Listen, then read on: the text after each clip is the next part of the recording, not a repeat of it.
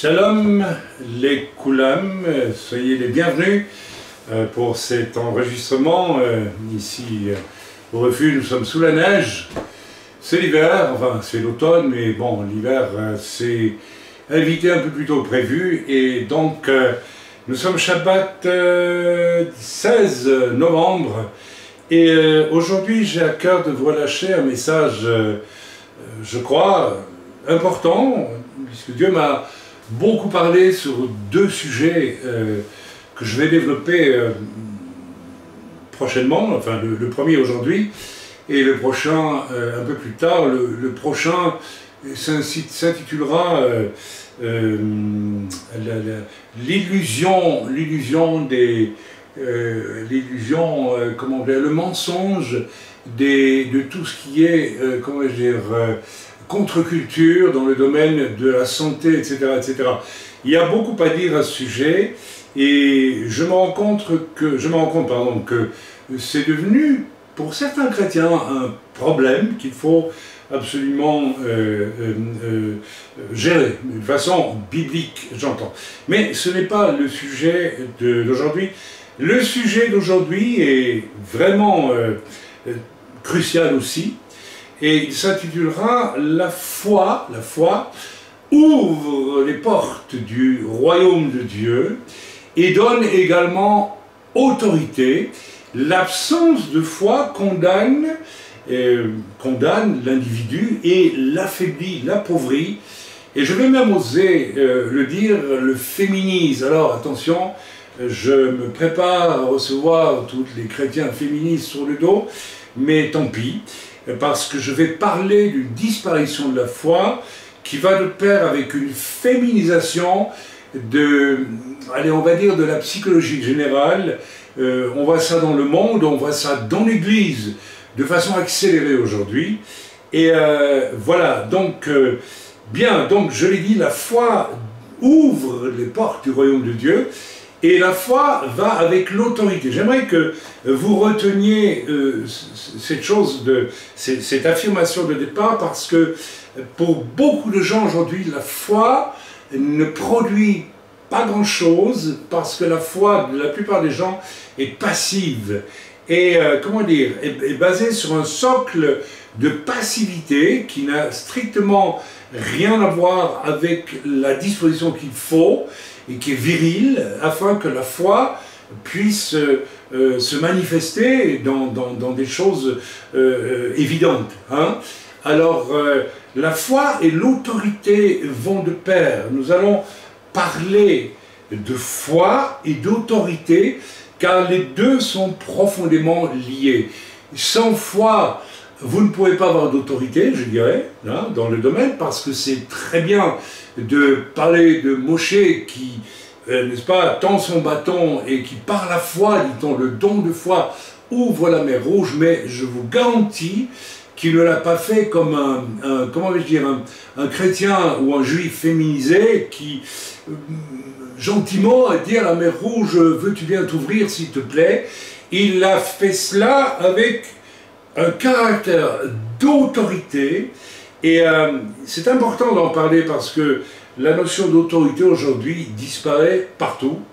Elle est même combattue en fait, et au nom de toute une féminisation du monde chrétien où, où tout doit se jouer, dit-on, dans l'amour, mais un amour édulcoré, un amour désincarné, un amour qui centre l'individu sur lui-même. Ce n'est pas l'amour de Dieu pour le salut des âmes et pour le bien de ces âmes, c'est l'amour pour le bien-être des individus sur la terre. Et je crois que mon frère Samuel a relâché la semaine dernière un message qui va un peu dans ce sens-là. Et donc, voilà. Nous allons parler de foi et d'autorité, car les deux sont profondément liés. L'autorité étant une valeur, une notion qui disparaît partout aujourd'hui, qui est combattue aujourd'hui, au nom de l'égalité des sexes, et voilà, et de tout ce que l'on peut imaginer, comme si les sexes étaient fondamentalement inégaux. Non, ils sont différents, mais ils ne sont pas inégaux. Il n'y a pas besoin de se battre vraiment, et les excès d'un côté sont à condamner, mais les excès de l'autre côté sont à condamner aussi.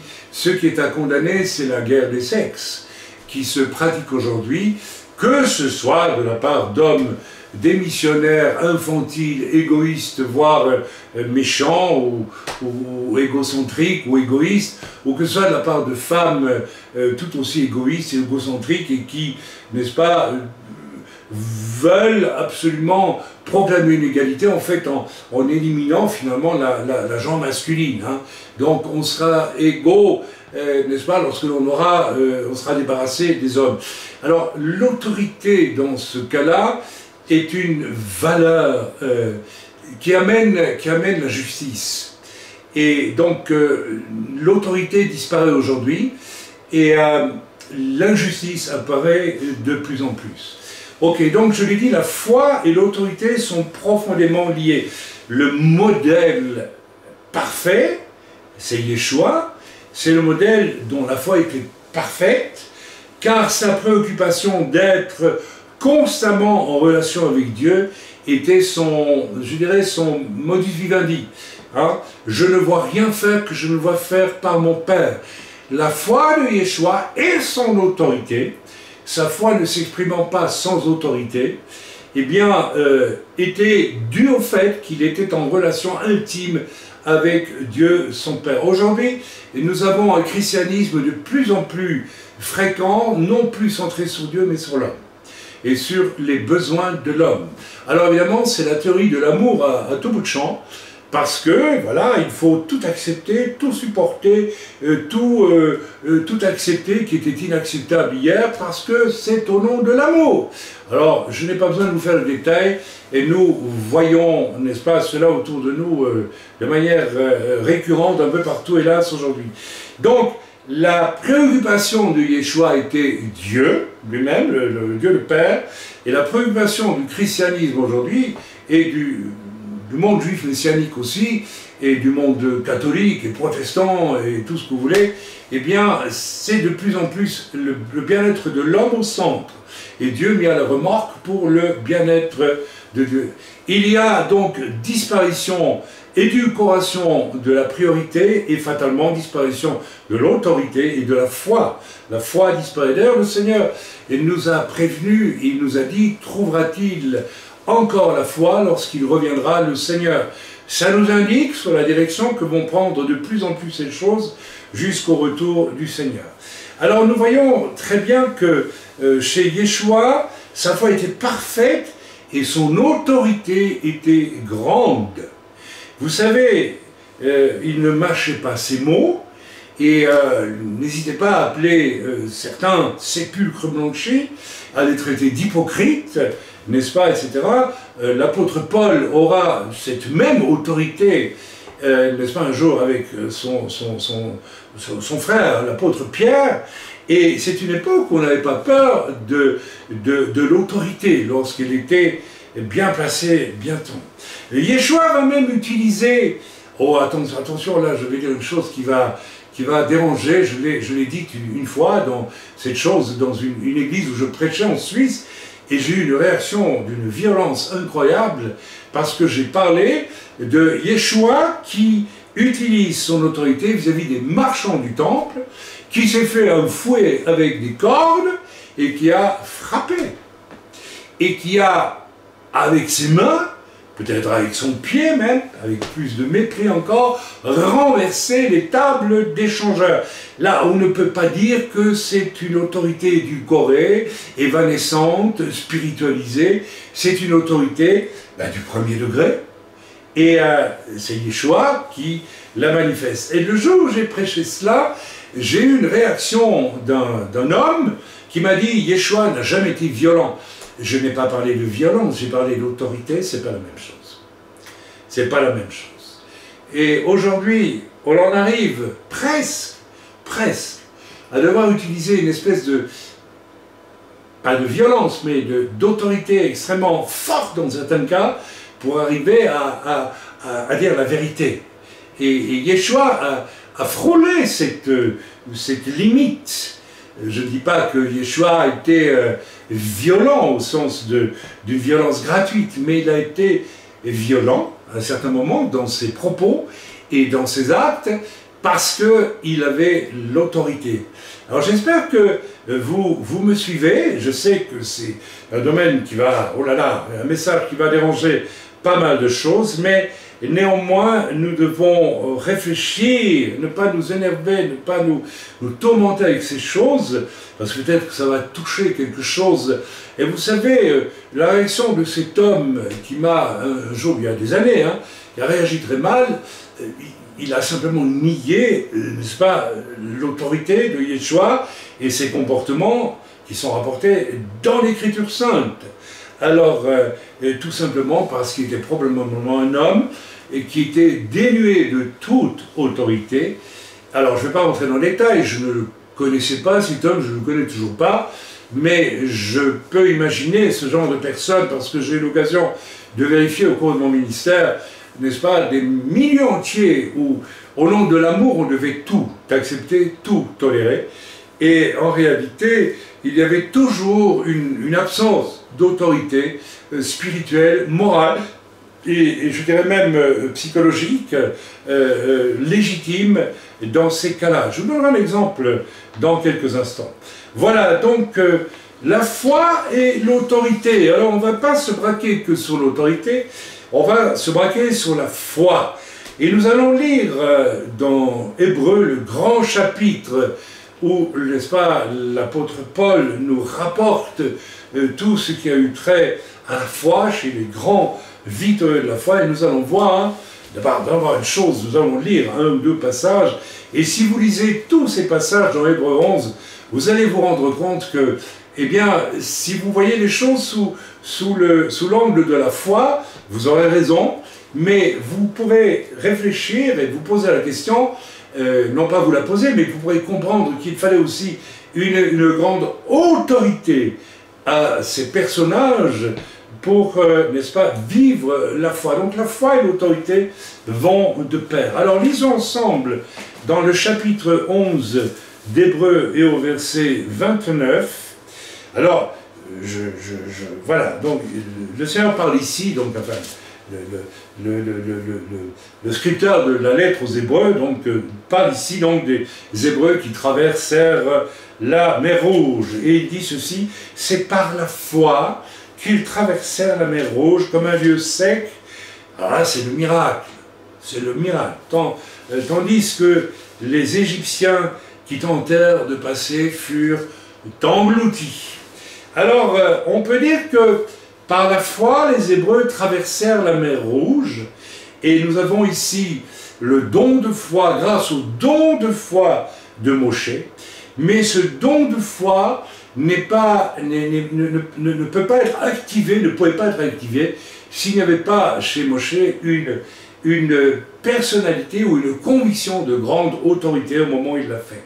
Vous ne dites pas à la mer Rouge de s'ouvrir, ou bien, je peux donner bien d'autres exemples où j'ai moi-même exercé le don de foi, eh bien, vous ne pouvez pas exercer le don de foi sans une profonde autorité intérieure, une profonde autorité intérieure. Donc, Moshe va, quand on prêche ce passage, on parle toujours de la foi de Moshe. Moi, je parlerai aussi de la disposition caractérielle, psychologique, intérieure, spirituelle même, de Moshe, qui est son autorité. Je vais, pour vous en convaincre, vous lire un autre passage, pour lire tous les passages qui ont trait à la foi dans la lettre aux Hébreux, et vous allez rendre compte que c'est le même phénomène partout. Lisons verset 7, je prends presque au hasard. C'est par la foi que Noé, divinement averti des choses qu'on ne voyait pas encore, et saisi d'une crainte respectueuse, construisit une arche pour sauver sa famille. C'est par elle qu'il condamna le monde, et devint héritier de la justice qui s'obtient par la foi. Vous savez combien de temps Noé a-t-il mis pour construire son arche? Ça a duré longtemps, sous les colibets de tous les gens dégénérés moralement et spirituellement qui l'entouraient. Ne croyez-vous pas qu'il fallait, à l'intérieur de son cœur, de sa motivation, une grande autorité, n'est-ce pas? Et l'Écriture nous dit que c'est par par l'arche qu'il a construite pour sauver sa famille. Donc dans ce cas-là, il y aura un succès, il y aura quelque chose de positif. Et par cette arche, il a condamné le monde. Et ceci est très important parce que, exactement comme pour, n'est-ce pas, Moïse qui va ouvrir la mer Rouge, la mer va s'ouvrir pour les Hébreux. C'est quelque chose de positif, c'est un succès. Il y a une victoire et il y a une bénédiction. Mais pour les Égyptiens, c'est une catastrophe. Pour Noé, c'est la même chose. Pour sa famille, il y a une victoire lorsque la pluie, les eaux vont venir, les eaux du sol et les eaux du haut, du ciel. Eh bien, pour sa famille, c'est une victoire et puis une bénédiction. Tandis que pour le reste de l'humanité, c'est une défaite et une catastrophe.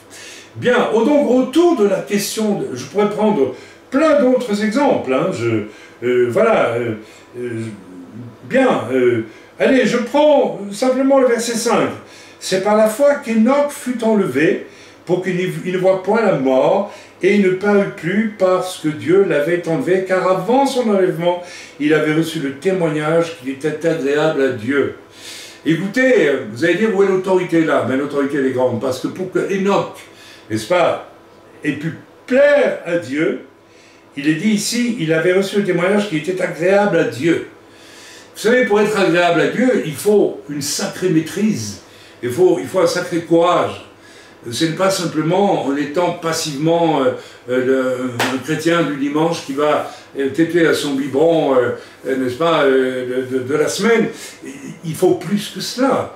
Et pour qu'Enoch ait été enlevé, il fallait qu'Enoch ait une personnalité extrêmement forte, dans le sens de ce que j'appelle une autorité, peut-être sur sa propre existence.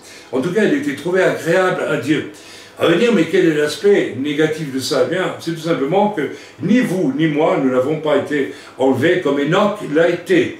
Donc pour nous, ben voilà, c'est raté. Donc il y a autour de la question de la foi, il y a deux versants. Et faites attention à ce que je vais vous dire, il y a deux versants. Il y a deux destinées possibles. Il y a le succès, qui donne d'abord la victoire, et puis la bénédiction. J'insiste là-dessus parce qu'aujourd'hui, la foi de beaucoup de chrétiens est vécue pour obtenir juste la bénédiction. Mais l'idée de la victoire, pour obtenir d'abord la victoire, c'est la chose qui va plaire à Dieu en réalité, eh bien, ne précède plus la bénédiction. On recherche juste la bénédiction. Et pour cela, on va suivre tous ceux qui vous promettent, n'est-ce pas, en vous disant, mettez votre foi en action, vous allez être bénis, faites comme moi, etc. etc. C'est tout le mouvement du faux Saint-Esprit que l'on a aujourd'hui. Amen. C'est une fausse foi qui conduit à de fausses bénédictions, à de fausses manifestations de l'Esprit. Il n'y a plus de victoire, il n'y a plus d'autorité. Et les leaders, ou ceux qu'on appelle les leaders de tous ces mouvements, ne sont pas des hommes d'autorité, ce sont des hommes de spectacle. On va en parler dans quelques instants. Le spectaculaire et le spectacle ne vont pas avec l'autorité, ne vont pas avec la foi. Il y a donc deux versants dans le domaine de la foi, la question de la foi. Il y a le versant du succès, et, n'est-ce pas, c'est très important, où il y a l'autre versant qui est l'échec absolu, la déréliction, la destruction. Alors, c'est très important pour nous de réfléchir à ces choses. Si je n'ai pas la foi, et nous venons de voir que la foi sans autorité, ça n'existe pas, eh bien, j'espère que vous m'avez compris. Quand je parle d'autorité, je ne parle pas de tyrannie, je parle d'une disposition de caractère forte au niveau qu'on appelle, n'est-ce pas, l'autorité. C'est absolument différent, même si aujourd'hui, il est devenu presque impossible de parler de cela, alors qu'il y a 50 ans, il y a 30 ans, 40 ans, on pouvait encore en parler. J'ai fait mes études avec des professeurs qui avaient une autorité naturelle, on les craignait, mais en même temps, secrètement, on les admirait. Oui.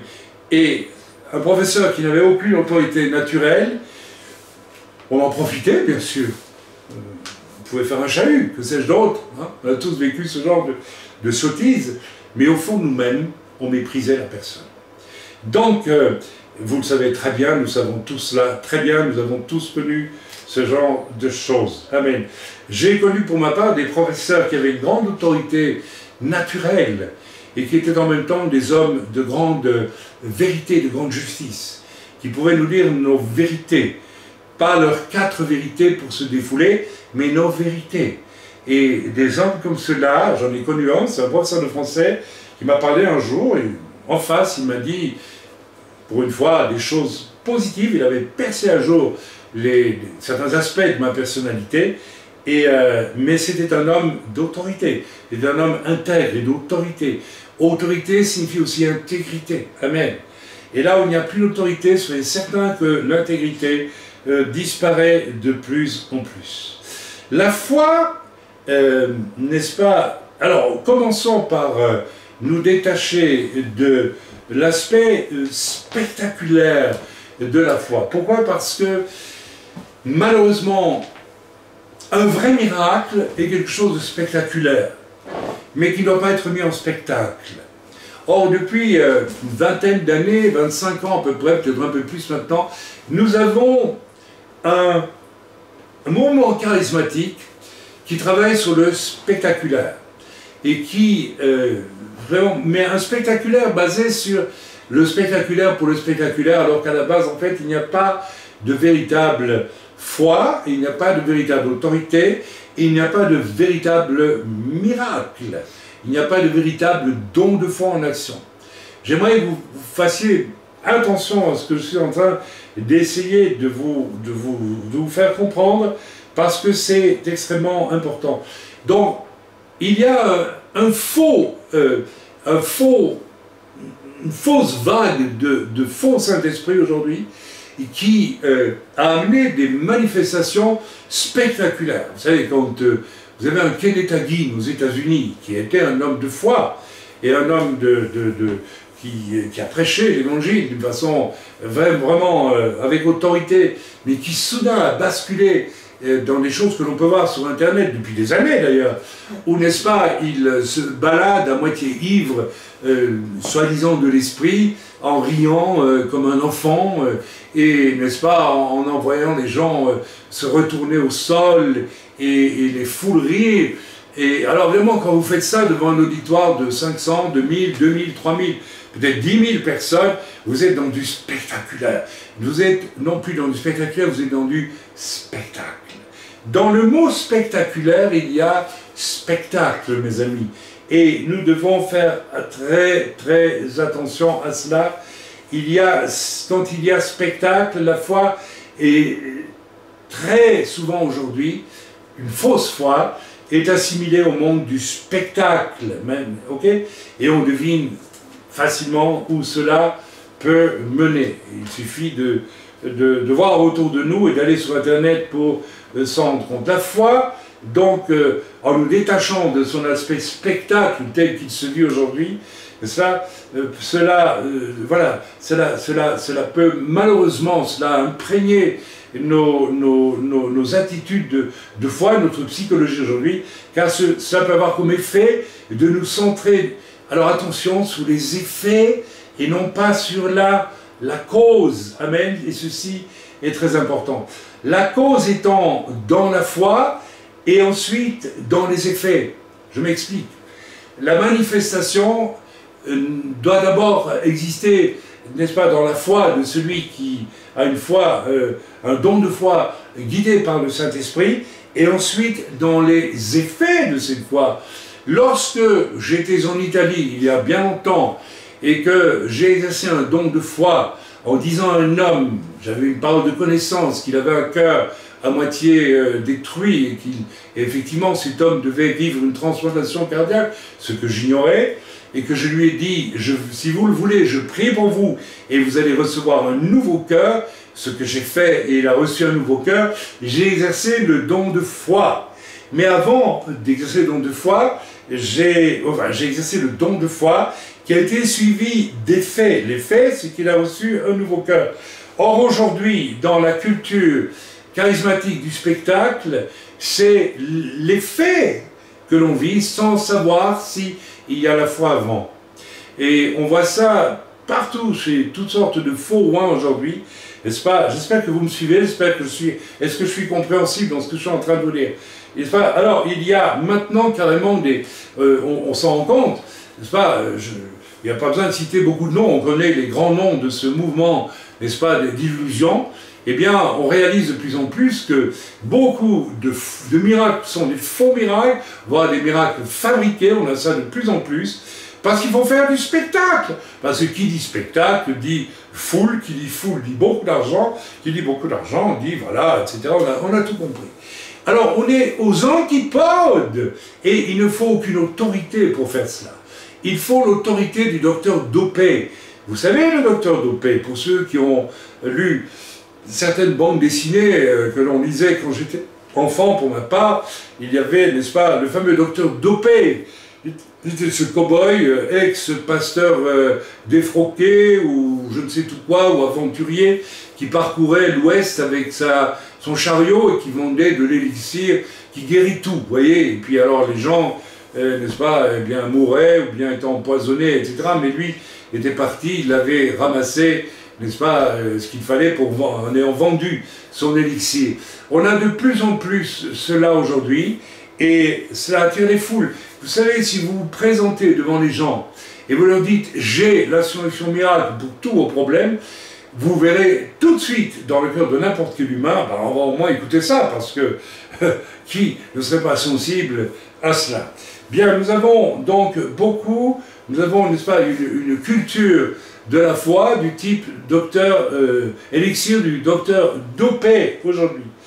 Mes amis, n'oublions pas que, n'est-ce pas, la foi élabore, l'Écriture confirme ce que je viens de vous dire, puisqu'il est dit que la foi élabore une ferme assurance des choses qu'on espère. C'est d'abord une ferme assurance, et puis devient une démonstration de celle qu'on ne voit pas. Donc il faut d'abord la foi, et puis il faut la démonstration. Et aujourd'hui, on a de plus en plus, au nom du spectaculaire, on a du faux, on n'a pas de foi, on a de fausses guérisons, de faux miracles, de tout ce que vous pouvez imaginer, et il n'y a plus de foi dans tout ça, tout simplement. Ok, voilà, donc la foi est avant tout ce qui est illustré par le verset 6. Alors, eh bien, je l'ai ici dans Hébreu.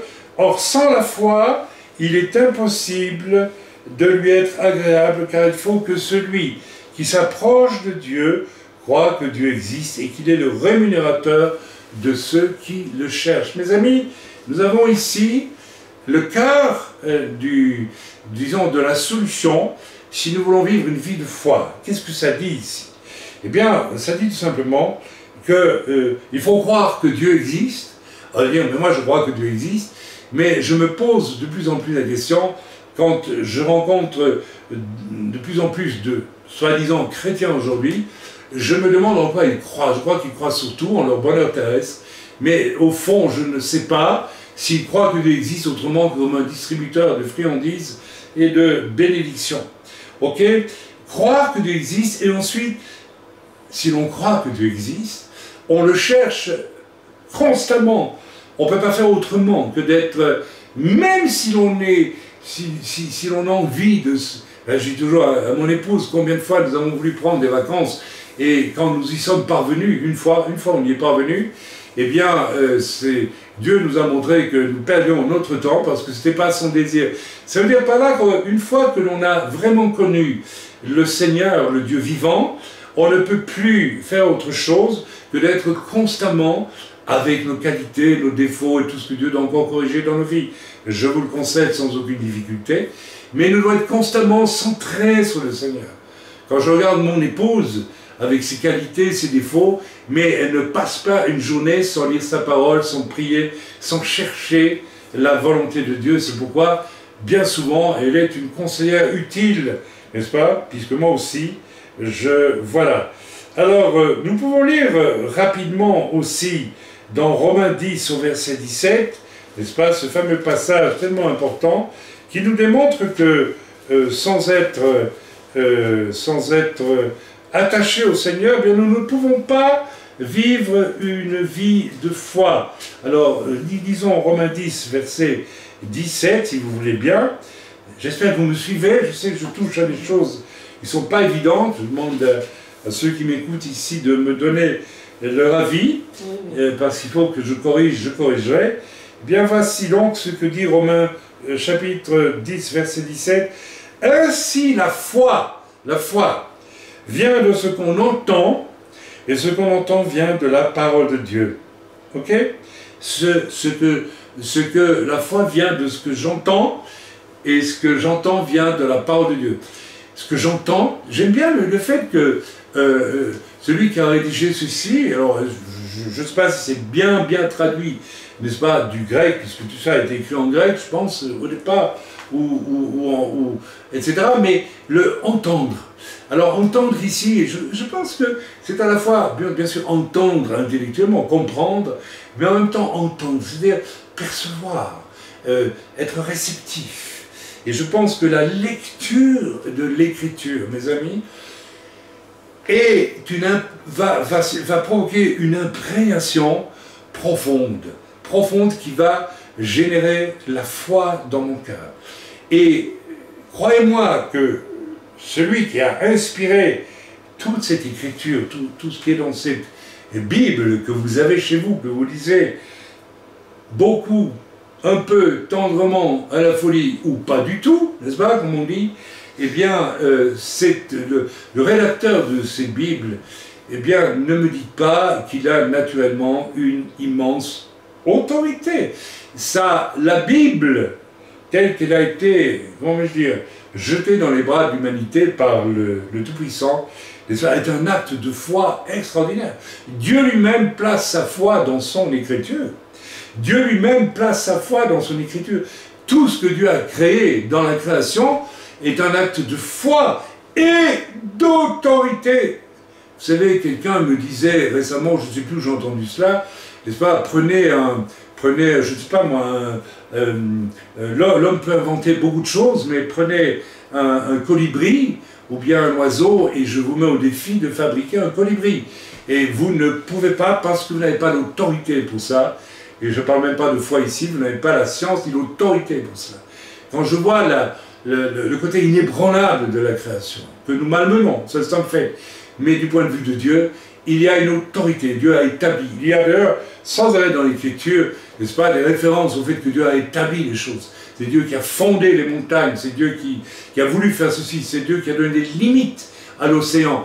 Il y a là une autorité qui apparaît constamment. Donc, vous voyez que la notion d'autorité, de foi est liée à l'autorité, est liée aussi à la parole de Dieu. J'espère que vous me suivez. Alors, je me disais, que penser alors de ceux très nombreux qui ne lisent pas ou ne lisent plus la parole de Dieu. Mes amis, lorsque je travaillais en Italie, où j'ai planté une assemblée, j'ai déjà témoigné de cela il y a presque 20 ans maintenant, ou pas loin, dans une atmosphère de foi, de miracle et d'autorité, eh bien, je me suis retrouvé en face d'un pasteur qui avait 40 ans de ministère et qui m'a dit, voilà, nous n'avons plus besoin de la Bible, nous avons maintenant le Saint-Esprit.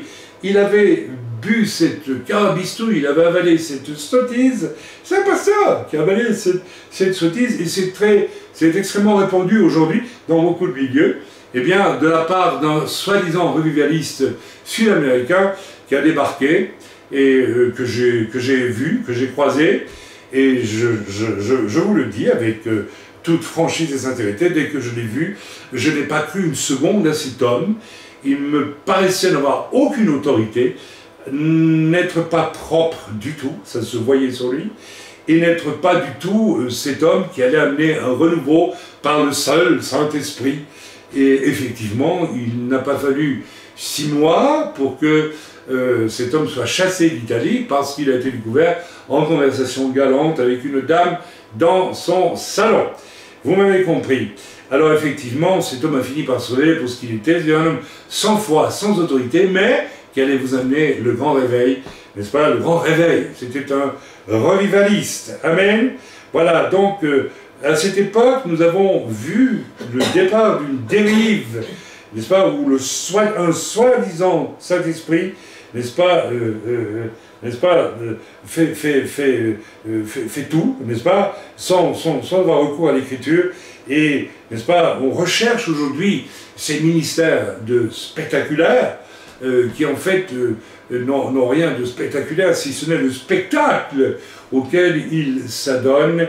Et il me semble qu'il y a là un danger qu'il ne faut même plus dénoncer, parce que des milliers, voire des millions de chrétiens à peine convertis, je le dis vraiment, parce que pour amener quelqu'un au Seigneur, il faut aussi de la foi et de l'autorité, et puis une connaissance de l'Écriture. Et vous savez, j'ai témoigné cette semaine à deux gamins, deux jeunes gens d'à peine 20 ans qui sont venus chez moi pour des travaux, ici, n'est-ce pas, au refuge.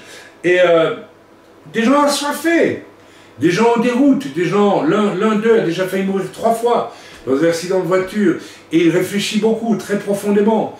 Il a une relation, une amie qui est chrétienne, c'est pas des gens de chrétienne, et puis je lui ai témoigné, et ce garçon était profondément touché, mais le lendemain j'ai vu que c'était plus la même chose. Pourquoi? Parce que voilà, il y a tout l'obstacle du péché dans sa vie qu'il va falloir, n'est-ce pas, laisser le Seigneur mettre en lumière afin qu'il y renonce, ou qu'il accepte que Yeshua est mort à cause de lui, à cause de ce péché. Et il faut donc de l'autorité pour amener les gens au Seigneur. On ne va pas amener les gens au Seigneur en disant que Dieu vous aime, mes amis. C'est pas vrai, c'est faux. S'il suffit que Dieu nous aime pour être sauvés, alors tout le monde est sauvé, tout le monde il ira au paradis, on ira tous au paradis. Amen. Eh bien, je l'ai encore vérifié, n'est-ce pas, cet été, lorsque j'ai prêché la croix, n'est-ce pas, eh bien, il y a une sœur que je connais depuis des années, elle a admis que finalement, elle avait accepté Jésus, parce qu'on lui avait dit que Jésus t'aime. Elle était dans un moment difficile de sa vie, elle souffrait, et donc si Dieu m'aime, il va me consoler, donc j'achète Jésus qui me console. Mais le Jésus qui était mort pour elle sur la croix à cause de sa vie de péché, ça, elle ne connaissait pas. Elle a seulement découvert cet été. Alors vous voyez les dégâts que peut faire tout ce faux évangile. Voilà donc ce qui me conduit à explorer un domaine crucial pour notre temps, n'est-ce pas? Okay. L'autorité que donne Dieu, n'est-ce pas, à l'homme de foi. Je rappelle que l'autorité et la foi vont de pair. J'espère qu'à présent, vous en êtes convaincus. Donc, notre temps, mes amis, nous le savons, est un temps d'apostasie, un temps caractérisé par la disparition du concept d'autorité. Vous allez dire, je suis misogyne. Je ne suis pas misogyne du tout. Non, absolument pas misogyne. Mais je me rappellerai toujours d'une expérience tragicomique que j'ai vécue à Pontarlier, en France, il y a pas si longtemps que ça, où je marchais sur un trottoir, et je pense que j'ai eu devant moi, où est-ce que je les ai rejointes, 4 femmes, n'est-ce pas, et puis qui marchaient de front, et qui n'avaient aucune intention de se bouger pour que je puisse passer. Logiquement, elles ont dû s'écarter, me laisser passer, et j'ai donc été obligé de descendre du trottoir pour arriver à remonter sur le trottoir de l'autre côté. Et vous allez me dire, mais attendez, pourquoi est-ce que ce serait aux femmes d'aller descendre du trottoir? Je ne leur demande même pas autant, je demandais juste de s'écarter. Et j'ai eu là une espèce de choc, et je me suis dit, voilà où nous en sommes. Nous en sommes à quelque chose où, par le biais d'un féminisme qui est en fait, bon, je vais pas m'étaler sur ce que le féminisme est en train, il suffit de voir ce qui se passe aux États-Unis, où il y a une montée en puissance d'énormément de ministères féminins avec des catastrophes, et, n'est-ce pas, une complaisance vis-à-vis de l'homosexualité, une complaisance vis-à-vis d'un tas de choses qui sont absolument contraires à la parole de Dieu, et en même temps qu'il y a une disparition de l'autorité et des hommes d'autorité. Pourquoi je dis les hommes d'autorité? Parce que l'Écriture le dit quand même, n'est-ce pas, Paul le dit, j'interdis à la femme de d'enseigner et de prendre autorité sur l'homme. Et ce n'est que la femme ne peut rien apporter de bon. C'est complètement faux.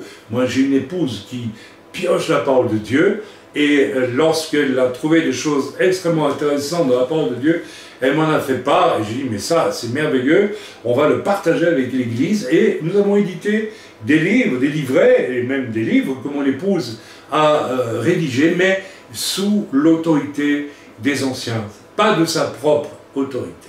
En cela, elle est restée biblique. Donc vous voyez que le fait de l'autorité n'est pas une chose anodine, et la disparition de l'autorité va de pair, vous le remarquerez, avec la disparition de la véritable foi. Ok? Il y a cette disparition de l'autorité de la foi, eh bien, n'est-ce pas, la qualité du croyant de foi, n'est-ce pas? Bien oui, je l'ai développé déjà. Ce concept même d'autorité, et qui est pourtant nécessaire pour avoir une vie de foi authentique, est devenu tellement méconnu et rejeté, méprisé aujourd'hui, qu'il serait presque déplacé aujourd'hui dans bien des milieux de parler d'autorité. Ni les hommes ni les femmes ne le supportent. Les hommes qui n'ont aucune autorité et les femmes qui veulent prendre autorité. N'est-ce pas? Alors, je ne vais pas me relancer dans les causes, n'est-ce pas? Allez relire mon livre Echad, allez relire tout ce que je dis sur la chute, l'homme démissionnaire au moment de la chute, et la femme qui prend autorité dans le couple. Tout cela démarre là-bas, et lorsque une société comme celle mondiale, hein, à peu près, aujourd'hui, comme celle que nous avons, n'est-ce pas, aujourd'hui dans le monde entier, n'est-ce pas, je dirais, élève à la puissance X la démission des hommes, leur perte d'autorité, et, n'est-ce pas, le désir croissant de femmes d'avoir de l'autorité, y compris sur les hommes, eh bien, nous savons que les choses vont mal et que nous entrons dans une période d'apostasie dont l'Écriture nous a parlé, dont l'Écriture nous a prévenu qu'elle viendrait, cette période d'apostasie. Amen.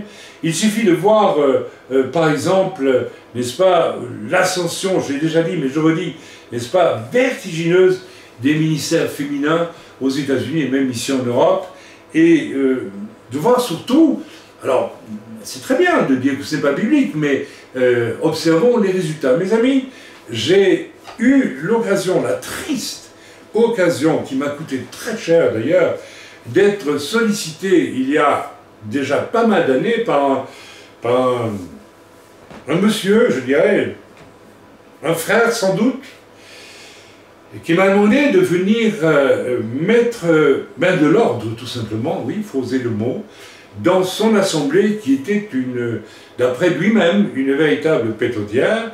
Il avait également de gros problèmes dans son couple, je ne rentrerai pas dans les détails, et je suis obligé de dire qu'il y avait quand même des problèmes de péché sexuel qui étaient évidents, et de dérèglement, de désordre, je n'en dirai pas plus.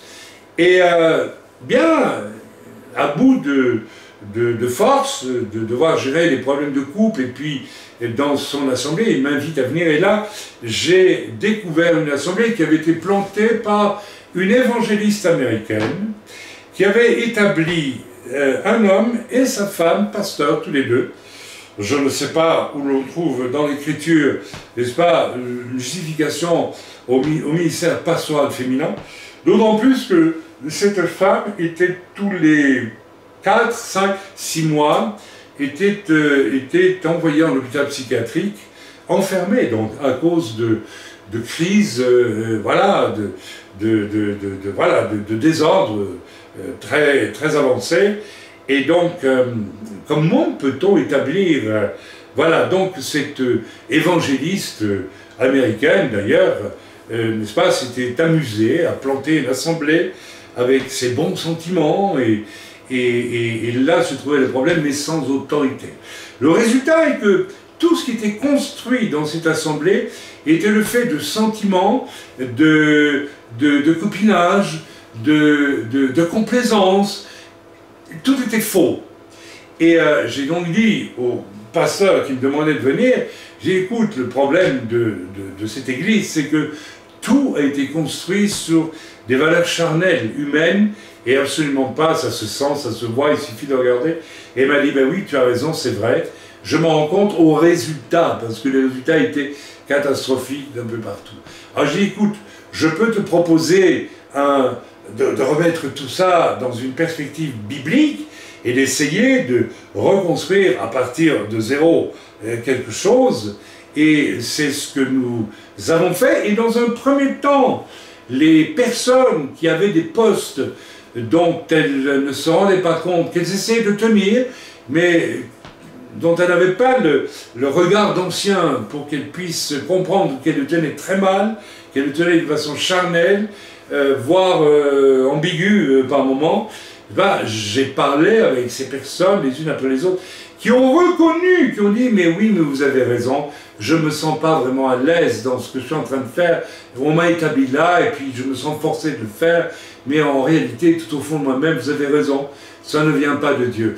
Donc, j'étais dans la première phase victorieux, j'ai utilisé une autorité, et je l'ai fait avec respect, avec calme, n'est-ce pas, sans brusquer les gens ni rien, et nous avons donc commencé à vouloir reconstruire quelque chose avec toutes ces personnes, et soudain, la vague en retour est venue, et alors on acceptait de réaliser qu'on était tout faux, quelque part, mais de vouloir construire du vrai, alors là, il n'était pas question, parce que ça allait exiger tout simplement d'être vrai, et peut-être pour certains même, de revoir en réalité leur conversion qui était beaucoup plus basée sur la chair, l'émotion et tout ce qui s'ensuit. Et donc là, on est revenu vers moi, plusieurs m'ont dit, non, frère, vous manquez d'amour dans ce que vous êtes en train de faire. Et donc j'ai eu droit même à, n'est-ce pas, à une lettre d'un de ces hommes qui m'a envoyé une lettre de 3 kilomètres avec tous les versets qui parlent de l'amour dans la Bible. Comme si j'avais manqué d'amour. En réalité, je ne manquais pas d'amour. Simplement, j'avais vu l'immense désordre de cette assemblée où même certaines personnes, c'était pas loin de la Côte d'Azur, pouvaient venir en tenue très légère, en été. On frôlait le short et le bikini, hein, on n'était pas loin. Hein. Enfin bref, voyez-vous, ok, et je ne rentre pas dans les détails, mais finalement, cette aventure c'est mieux en catastrophe parce que le pasteur a fini par me remettre l'assemblée, et puis lorsque j'ai découvert la façon dont ça avait été géré, je ne rentre pas dans les détails, hein, mais c'était tout simplement passible de la justice. Voilà, parce qu'il n'y avait pas un compte qui avait été fait en 10 ans, et l'argent avait été utilisé par le pasteur et sa femme à coup de carte bleue, où on avait acheté sous diverses impulsions du matériel sophistiqué, de ceci, parce qu'en fait, c'était pas nécessairement nécessaire à l'église, mais voilà, c'était agréable à acquérir. Vous voyez un peu dans quel univers on se trouve là. Et bon, bien, ok, je n'en dis pas plus. Mais lorsque j'ai fait le bilan de cette terrible aventure, qui s'est retournée contre moi d'ailleurs, alors que, voilà, j'étais, je pense, biblique et honnête dans cette affaire, j'ai réalisé que, n'est-ce pas, cette assemblée établie par une femme, elle avait été sur des critères qui n'avaient strictement rien à voir avec la parole de Dieu, avec l'autorité, n'est-ce pas, et l'autorité, le respect de la parole de Dieu. On n'établit pas une femme pasteur, je suis désolé, même si on est une évangéliste américaine qui prêche, avec une voix d'homme d'ailleurs, ce qui est quand même assez significatif. Et voilà, donc je n'irai pas plus loin dans les détails de cette sordide expérience, parce que ça s'est terminé dans un concert de violence et de l'erreur, non pas de ma part, mais de la part des gens qui m'entouraient, et dans un concert de calomnie, etc., etc. Voilà, donc on voulait à tout craint de l'amour, mais absolument pas d'autorité apostolique, absolument pas d'autorité fondée sur l'écriture et sur le regard d'anciens qui pouvait vraiment vous guider. Ces gens avaient été drogués à l'amour toujours, et il était plus apte absolument plus apte à être guidé et construit, n'est-ce pas, de manière biblique, sérieuse, au travers de ministères et d'anciens. Donc, voilà une des raisons pour laquelle je ne m'embarquerai plus jamais dans ce genre d'aventure, n'est-ce pas, parce qu'en fait, ces gens étaient drogués à la facilité, à l'amour toujours, à la sensualité, mes amis, qui affleurait, qui était à fleur de peau dans cette assemblée, et au confort, bien sûr, etc., etc. Amen. Alors voilà, donc, les exemples d'autorité qui, n'est-ce pas, impliquent la foi. Eh bien, je vais vous en donner deux. Je vais en donner un assez ancien. Je n'oublierai jamais, n'est-ce pas, le jour où un couple parisien est venu me visiter ici, n'est-ce pas, au refuge, il y a bien des années de cela. Il m'avait téléphoné et je n'avais pas de conviction de les recevoir. J'étais mal à l'aise parce que je sentais qu'en réalité leur problème était un faux problème. Eh bien, leur problème était que ces gens n'avaient aucune idée de ce qu'est l'autorité et donc la foi. Ils ne savaient pas du tout ce que cela signifiait. Alors, à force d'insister, j'ai prié, je me suis dit, ben, laisse-les venir, tu vas faire une rude expérience et tu verras ce que je vais t'apprendre à travers tout cela. Alors, leur problème, c'est qu'ils avaient un enfant, alors lui était un universitaire, elle, sa femme était une universitaire, c'était de braves Africains, et lui était homme d'affaires et elle était professeure, je pense, enfin, elle était licenciée, je ne sais plus trop quoi, et donc ils étaient occupés tous les deux. Monsieur était en voyage constamment pour ses affaires, et alors l'enfant, ils avaient un enfant, un seul, si j'ai bon souvenir, avait ce qu'on appelle la maladie des enfants de ce temps, et ils bougent tout le temps. Vous voyez, les enfants, on appelle ça les hyperactifs. Alors on va voir des médecins, on va voir des psychologues, on leur donne des médicaments, et puis ça ne change rien, ils restent hyperactifs. Et ils sont venus avec leur enfant, je les ai reçus dans mon bureau, et je les ai écoutés, ils étaient là, désespérés, mais voilà, qu'est-ce qu'on peut faire? Qu'est-ce que vous pensez pouvoir faire? Est-ce qu'il ne faudrait pas le délivrer? Est-ce qu'il n'y a pas là un démon? Et que sais-je? J'ai écouté, il n'y a aucun démon là-dedans. Parce que je priais, et le Seigneur m'a dit, ben écoute, fais-leur une démonstration d'autorité. Je vais peut-être vous choquer, mais ça ne fait rien. Et j'ai dit, alors l'enfant montait partout, hein, effectivement, il montait sur mon bureau, il touchait à tout, je l'ai laissé faire. Et à un moment donné, il m'a dit, vous voyez frère, m'ont-ils dit, c'est 24 heures sur 24 comme ça, on ne peut rien faire. Et je regardais cet homme, bien gentil, bien brave, trop gentil, trop brave, qui était vraiment ce que j'appelle ce genre d'homme, ce genre de chrétien, n'est-ce pas, qui confesse l'amour toujours. J'ai regardé l'enfant, et je lui ai dit une seule chose, un mot. Alors je ne vais pas le dire trop fort parce que c'est sur caméra, mais je vais le dire quand même avec une certaine autorité. J'ai regardé l'enfant et je lui ai dit « Arrête !» Je n'ai pas hurlé, j'ai parlé fort. Vous me suivez? L'enfant s'est arrêté. Et je lui ai dit « Maintenant tu vas t'asseoir sur les genoux de ton papa. » Il est allé s'asseoir sur les genoux du papa. Il n'a plus bougé, il était guéri. Ok? C'est l'autorité, c'est la foi. J'ai eu confiance en priant, à l'autorité que me donne le Seigneur, je l'ai utilisée. Je n'ai pas effrayé cet enfant, mais il m'a regardé, il était visiblement, intérieurement, profondément satisfait. Quelqu'un lui avait mis une limite. Vous voyez, là on est dans l'autorité, vous me direz, mais là on n'est peut-être pas nécessairement dans le domaine de la foi. Je vous donne un deuxième exemple. Vécu récemment, un enfant d'un an, 1 an et demi, pour des raisons X, Y, Z, est très mignon. J'ai connu cet enfant à sa naissance, et je ne vais pas citer le nom des parents, donc les parents qui vont m'entendre dans ce message ne m'en voudront pas, j'en suis sûr, que je donne l'exemple, c'est un exemple. Et cet enfant devient difficile, très difficile, il a 1 an et quelques mois, et il commence, lorsque on lui refuse quelque chose, ou même, de manière assez systématique, à se jeter la tête contre les murs au point d'avoir, n'est-ce pas, le front tout bleu avec des bosses. Et vous m'accorderez qu'un enfant qui se jette tête première contre un mur, à l'âge d'1 an, il y a un léger problème. Et j'étais inquiet de cela, parce qu'on m'en a averti, j'ai vu l'enfant effectivement, et j'ai regardé cet enfant et j'ai vu dans ses yeux un regard qui ne m'a pas plu du tout. J'ai compris que cet enfant était, eh oui, sous emprise démoniaque. Nous avons ensuite, n'est-ce pas, réfléchi avec les parents et nous avons trouvé les contacts familiaux qui pouvaient amener, n'est-ce pas, une influence démoniaque sur cet enfant via un autre enfant. Enfin bref, je ne rentrerai pas dans les détails.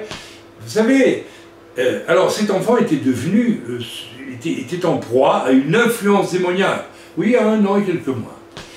Et donc, j'ai prié, le Seigneur m'a dit, bien, tu vas prendre l'autorité, tu appelles les parents, parce que les parents étaient absolument incapables de faire quelque chose, et le mari, le papa, n'a pas eu d'autorité, et a manqué de foi, tout simplement. Il a attribué ça peut-être à son caractère, etc. Il avait analysé les choses d'une manière un peu psychologisante, comme cela, en disant que c'était normal, croyait-il qu'un enfant, jusqu'à l'âge de 4 ans, n'est-ce pas, en fasse voir de toutes les couleurs à ses parents. Étrange concept pour un chrétien, hein.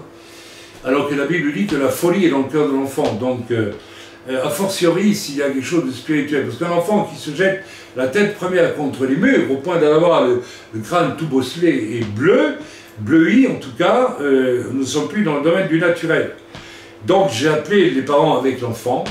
Et l'enfant était assis devant moi sur les joues de son père, et j'ai simplement dit, sans m'énerver, sans crier, sans prendre autorité, mais avec une autorité intérieure, j'ai dit, Satan, au nom de Jésus, tu laisses cet enfant maintenant. À l'instant même, le regard de l'enfant a changé. Et depuis ce moment-là, c'est fini. L'enfant n'a plus aucune manifestation de ce type, et l'enfant est devenu extrêmement calme, détendu et souriant. Mes amis, voilà, c'est un miracle. J'ai tout simplement bloqué l'influence démoniaque dans la vie de cet enfant. J'ai vécu cette expérience il y a aussi plus de 20 ans maintenant avec un autre enfant qui était absolument insupportable.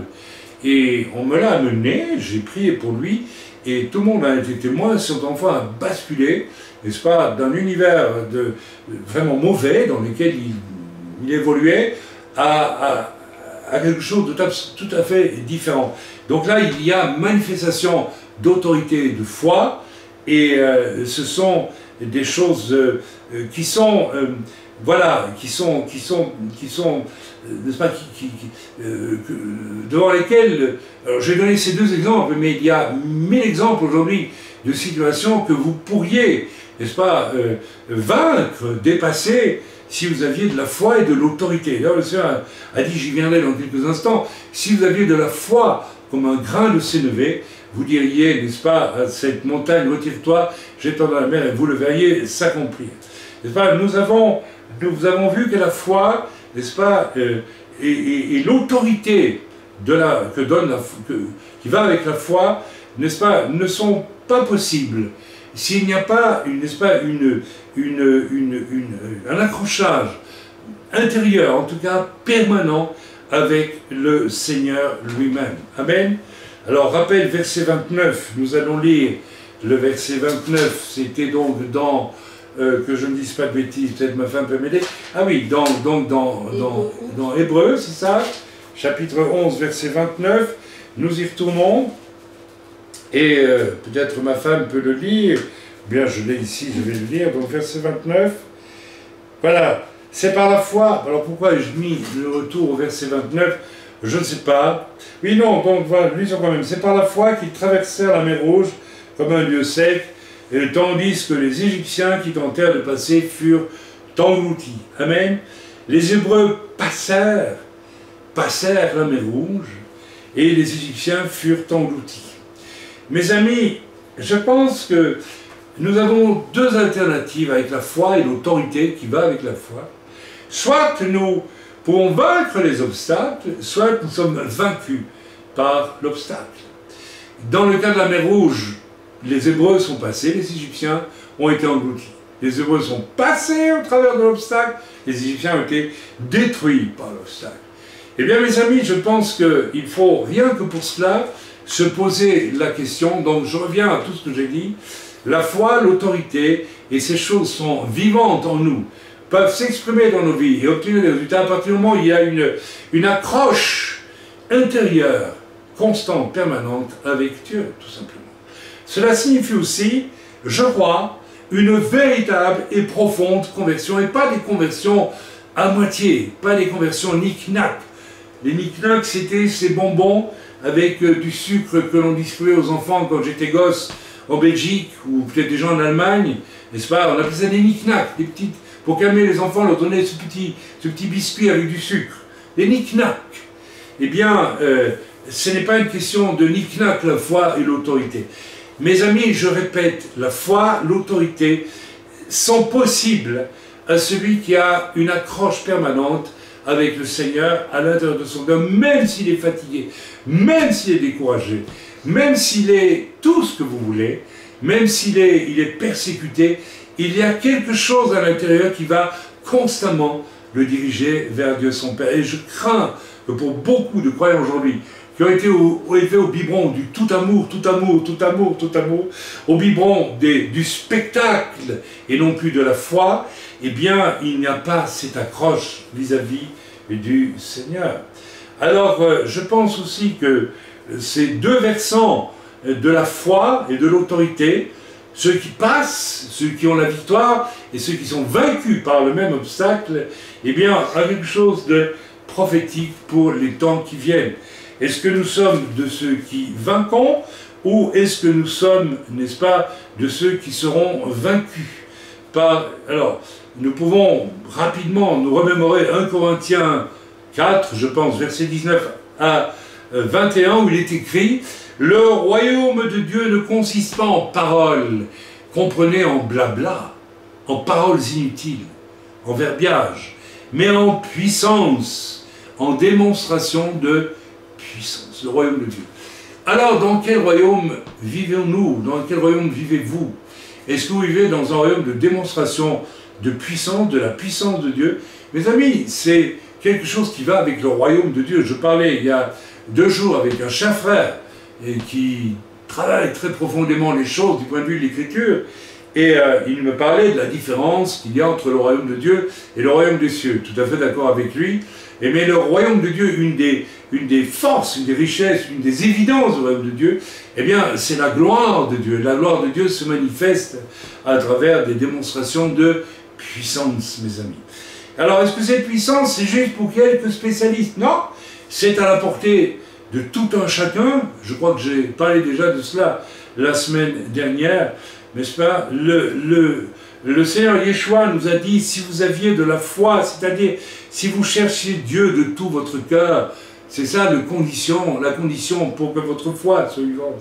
Et non seulement pour un avantage ponctuel, une bénédiction, une petite guérison, n'est-ce pas? Eh bien, si vous aviez ne serait-ce que l'équivalent d'un grain de moutarde de foi, un grain de moutarde, eh bien, si vous aviez, moi je vais le transposer, je dirais, si vous aviez ne serait-ce que l'équivalent d'un grain de moutarde comme soif de Dieu, comme désir, comme accroche avec le Seigneur dans votre vie, eh bien, vous diriez à cette montagne, ôte-toi de là et va dans la mer. C'est-à-dire que les possibles du règne de Dieu sur la création, vous serez ouverts, mes amis. Le royaume de Dieu vous serait, n'est-ce pas, tout simplement accessible.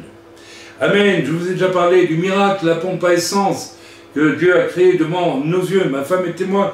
Il y avait une sœur avec nous à 2 h du matin, quelque part dans les Ardennes françaises, alors que nous étions des tout jeunes chrétiens, mais notre accroche à l'égard du Seigneur était tellement violente, tellement forte, tellement sincère, et bien que le royaume de Dieu nous était accessible. Et c'était pas un problème pour Dieu de créer devant nous, du fait de notre foi, une pompe à essence en plein milieu d'une forêt. Amen. ou bien le mois que nous avons vécu en 15 secondes. J'ai témoigné de cela la semaine dernière ou la semaine précédente, je ne sais plus. La voiture remontant un embouteillage entre deux files de voitures alors qu'il y avait de l'espace pour une moto et non pas pour une voiture.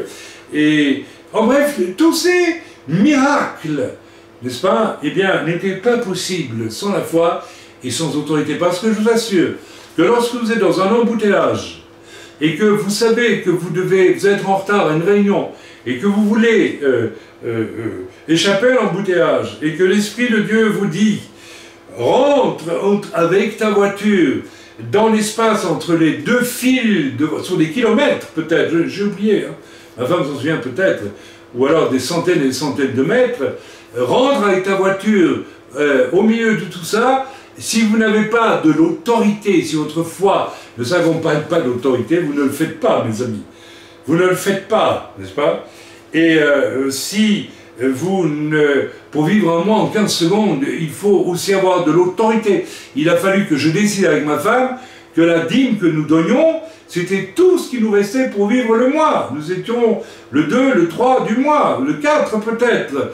Il a fallu aussi une forme d'autorité pour que nous fassions le choix, par la foi, de donner tout au Seigneur ce mois-là. Vous comprenez ce que j'entends par autorité maintenant?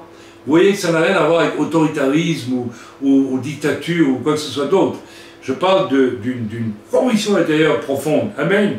La pompe à essence, c'est la même chose, parce que tout ce qui a précédé dans l'histoire, que je vous ai raconté, il fallait une sacrée autorité pour ne pas commencer à m'apeurer lorsque le camionneur, le géant, était là devant moi avec son cric à la main, prêt à s'abattre sur ma tête. Cet homme était ivre-mort, alors que j'étais en train de remplacer la roue de son camion. Eh bien, il m'a fallu une sacrée autorité pour accepter même l'idée d'être massacré à ce moment-là, parce que je priais, j'étais en connexion avec Dieu. Et donc ma foi a été grande à ce moment-là. J'aimerais que vous compreniez que la connexion puissante, profonde avec le Seigneur, n'est-ce pas, va vous aider à avoir une grande autorité et à vivre, n'est-ce pas, des choses de foi. En bref, cherche Dieu et tu sauras, n'est-ce pas, où tu en es, mon frère, ma soeur. Mais la question que j'ai envie de poser à chacun d'entre nous, pour terminer ce message, qui va donc bientôt se clôturer, eh bien, c'est qu'est-ce que tu cherches véritablement?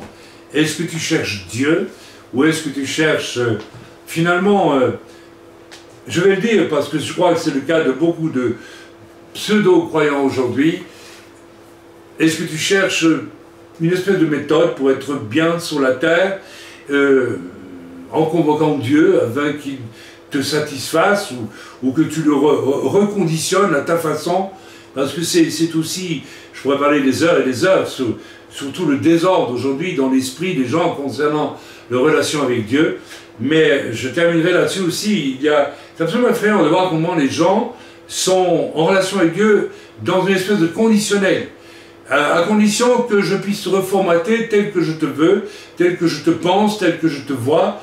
Mais on n'a plus du tout cette idée de nouvelle naissance et de dépendance pure, complète, réelle, du cœur profond à l'égard de Dieu, qui va engendrer la foi, qui va engendrer l'autorité et qui va engendrer aussi l'ordre en général, l'ordre paisible qui vient et qui est confirmé par la parole de Dieu en toutes choses.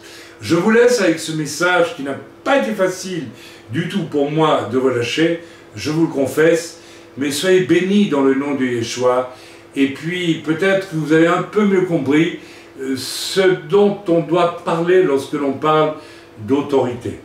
Je répète, il ne s'agit pas du tout d'autoritarisme, il ne s'agit pas du tout de cela, mais il s'agit d'une conviction intérieure profonde qui vient de Dieu et qui me permet d'agir, même quelquefois avec une véritable autorité. Je vous rappelle que Jésus a traité certains d'hypocrites, de sépulcres blanchis, que Jésus a renversé peut-être même avec son pied des tables de changeurs en frappant avec une corde. Je rappelle que Paul n'a pas hésité à reprendre Pierre en public quand il le fallait. Tout ça, c'est l'autorité, mes amis. Et c'est une autorité qui peut aller jusqu'à des choses difficiles, mais ça peut être aussi une autorité pour des choses positives, pour des guérisons, pour des miracles, pour voir des conversions, que sais-je d'autre. Alors, essayons de nous poser la question, où en suis-je avec Dieu véritablement?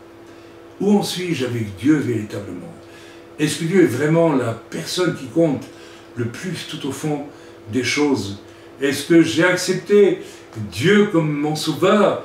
Et est-ce que j'ai vraiment compris que non seulement il me sauve, mais il ne me sauve pas pour juste me sauver, il me sauve pour m'introduire comme un ami, comme un compagnon avec lui dans le royaume de Dieu qui implique l'autorité et puis la foi, mes amis. Soyez bénis dans le nom de Yeshua. Amen.